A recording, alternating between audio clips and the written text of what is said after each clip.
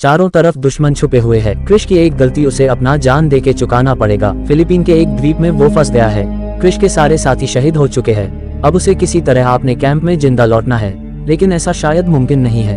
क्रिश एक अमेरिकी delta team के सैनिक है। पहले वो एयरफोर्स में था। इस तरह की मिशन उसके लिए नई है। 2 दिन पहले की बात है, जब वो किसी अमेरिकी सैन्य बेस में था, तभी उसे एक मिशन में जाने का ऑर्डर मिलता है, जिसको लीड करेगा कुछ डेल्टा सिपाही। ये लोग इस तरह की मिशन को अंजाम देने में माहिर है। इस सोल्जर का नाम है मास्टर सर्जेंट जॉन। अपने टीम में इसे शुगर बुलाता है। क्रिश के टीम में और भी साथी है। क्योंकि वो पहली बार जा रहा है, इसलिए वो सिर्फ रेडियो ऑपरेटर का काम करेगा। ये मिशन है एक CIA एजेंट को कुछ आतंकवादी के चंगुल से छुड़ाने का। इन लोगों को सहायता करने के लिए एक ड्रोन ऑपरेटर दिया जाता है, जिसका नाम है कैप्टन एडी, और उसके सहयोगी है ये महिला जिसकी नाम है सर्जेंट नीता। एडी बहुत डिस्टर्ब है क्योंकि कुछ लोग टीवी पर बास्केटबॉल मैच देख रहा है। वो लोग चिल्ला रहा है और टीवी का साउंड बहुत ही हाई है, इसलिए एडी जाके उन लोगों को बोलता है, मेरी पत्नी अभी प्रेग्नेंट है, इसलिए अगर उस टेलीफोन पर कोई कॉल आता है तो मुझे बुला देना, क्योंकि मेरा अभी ड्यूटी लगने वाला है। तभी वहाँ उसके सीनियर कैप्टन डेविड आ जाता है और बोलता है, टेंशन लेने की जरूरत नहीं, अगर कोई कॉल आए तो हम आपको बता देंगे। ये सुनकर वो ड्यूटी पर चला जाता है। दूसरी तरफ क्रिश और उसके साथी फिलीपीन के किसी द्वीप पर उतर जाता है। अब उन लोगों के सामने एक घना जंगल है। अब उन लोगों को इस जंगल को पार करके आतंकवादी के ठिकाने तक पहुंचना है। उधर एडी और नीता भी तैयार हो जाती है, क्योंकि वो लोग ड्रोन की मदद से उन लोगों पर नजर रखेगा, ताकि कोई दुश्मन उन लोगों पर पीछे से हमला न कर दे। इधर क्रिश और उसके साथी बिना डरे जंगल के अंदर से जा रहा था। ऐसा लग रहा था कि वो लोग यहाँ पिकनिक मनाने आए हैं। तभी उन लोगों को सामने से एक आवाज सुनाई देता है और वो लोग अलर्ट हो जाता है। ये देख क्रिश जल्दी से एडी से कांटेक्ट करता है। एडी और नीता ऊपर से देखने लगते हैं। तभी अचानक सिस्टम में मालफंक्शन की वजह से सिग्नल खो जाती है। फिर वो लोग देखता है कि एक जंगली सुअर की वजह से आवाज आ रही थी। उसके बाद वो लोग आतंकवादी के ठिकाने तक पहुंच जाते हैं और सब लोग अपना अपना पोजीशन ले लेता है।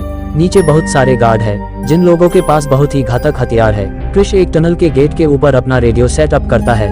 तभी वो एक रशियन आर्म्स डीलर को देख पाता है। वहाँ वो अपने पत्नी और बच्चे के साथ रहता है। कुछ देर बाद वो कुछ लोगों को ब्रिज के ऊपर आते हुए देख पाता है। वो सबको अलर्ट हो जाने को बोलता है। ये लोग आबू साइफ नाम के एक आतंकवादी के आतंकी दल है। आबू साइफ भी उन लोगों के साथ है। आते ही वो उस रशियन आर्म्स डीलर को गोली मार देता है। फिर वो उसके सामने ही उसके बीवी का सर काट देता है। ये सब क्रिश और उसके साथी देख रहे थे। वो लोग अटैक करने वाले थे, लेकिन जॉन सबको माना कर देता है, क्योंकि वो लोग यहाँ एक आदमी को छुड़ाने आए हैं। फिर आबू साइफ उस रशियन डीलर को मारने वाला था, लेकिन उससे पहले वो उसके बेटे को मारना चाहता था। तब क्रिश एडी से हवाई हमले की मांग करता है, लेकिन मिसाइल वहां तक पहुंचने में 30 सेकंड लग जाएगा। जॉन उन लोगों पर गोली चलाना शुरू कर देता है और वो बच्चा वहां से भाग जाता है। तभी टनल के अंदर से कुछ लोग बाहर निकल आता है, लेकिन बिशप नाम का स्नाइपर उन लोगों को गोलियों से उड़ा देता है और उन लोगों के साथ आतंकियों का जंग शुरू हो जाता है। और उस जंग में ढेर सारे आतंकी मारा जाता है, पर क्रिश के सारे साथी भी एक एक करके मर जाता है और उसके ऊपर आतंकियों के सारे झुंड गोली चलाना शुरू कर देता है। पर वो किसी तरह वहाँ से भाग जाता है और एडी से संपर्क करता है। उसे अपना लोकेशन देता है और बोलता है कि उसके सारे साथी मर चुके हैं। ये सुनकर एडी उसे वहाँ से निकलने को बोलता है और गाइड करने लगता है। कुछ देर बाद उसके तरफ कुछ आतंकी आ जाता है। ये सुनते ही वो एक जगह छुप जाता है और किसी तरह अपना जान बचा लेता है। अब उसे किसी तरह किसी सेफ जगह जाना पड़ेगा, तभी वो बच पाएगा। एडी क्रिश का हौसला बनाए रखने के लिए उसके साथ मजाक करने लगता है। क्रिश को ऐसा लग रहा था कि एडी उसके पास ही है। फिर रात को क्रिश को ले जाने के लिए एक हेलीकॉप्टर आता है, लेकिन उन आतंकियों को भी पता चल गया था। जब क्रिश हेलीकॉप्टर के नजदीक जाने की कोशिश करता है तो एक गोली चुके गुजर जाता है। क्रिश के साथ आतंकियों का लड़ाई शुरू हो जाता है।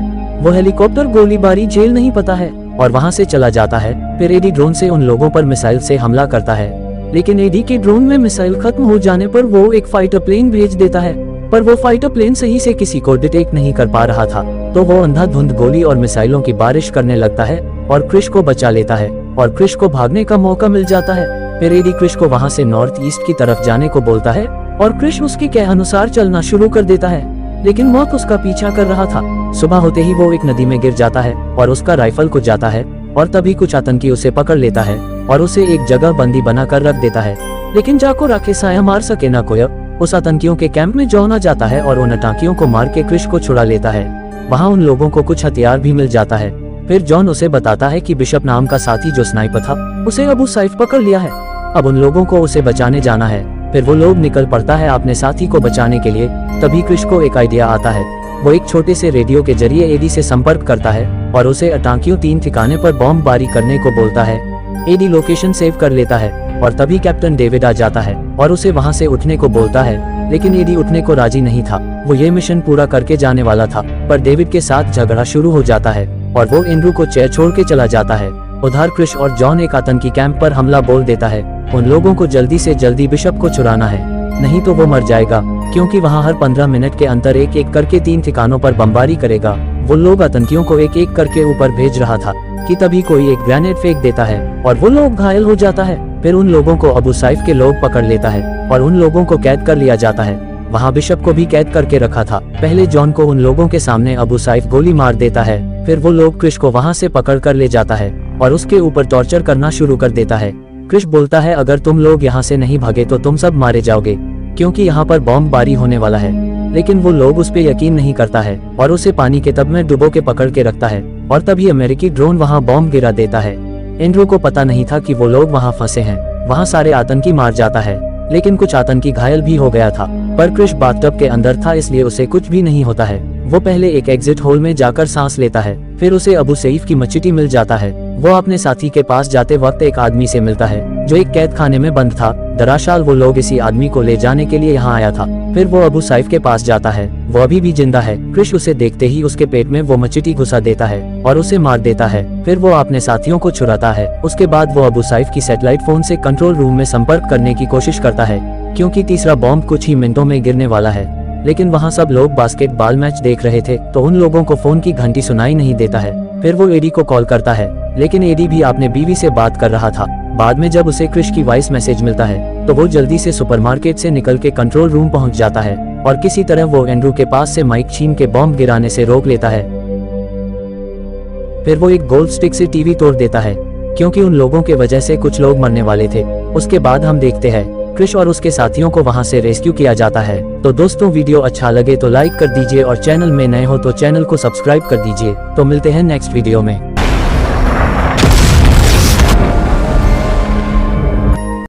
तो दोस्तों, वीडियो अच्छा लगे तो लाइक कर दीजिएगा और चैनल में नए हो तो चैनल को सब्सक्राइब कर लीजिएगा। तो मिलते हैं नेक्स्ट वीडियो में, तब तक के लिए धन्यवाद।